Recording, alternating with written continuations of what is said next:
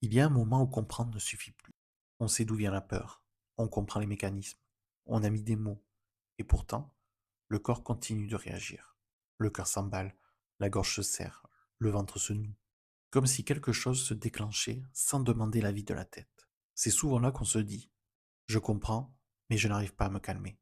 Et ce n'est pas un échec, ce n'est pas un blocage, c'est une information essentielle.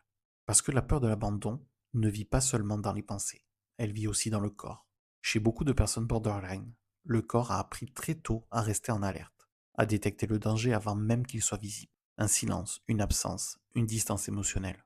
Et le système nerveux réagit comme si une perte réelle était en train de se produire. Et ce n'est pas une métaphore, c'est une réaction biologique.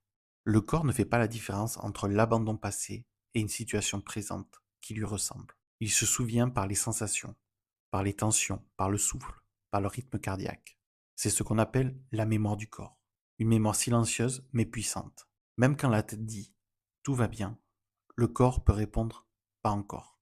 Et souvent, c'est là que naît le sentiment d'impuissance. Je sais que j'exagère, mais je n'y arrive plus. Sauf que tu n'exagères pas.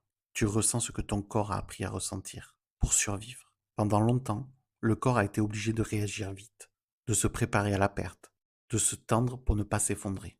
Alors aujourd'hui, il continue à fonctionner ainsi, par habitude, par protection. Apaiser la peur de l'abandon passe donc par le corps. Pas pour le forcer à se taire, mais pour lui apprendre doucement que le danger n'est plus là. C'est souvent à ce moment-là qu'un vrai changement devient possible.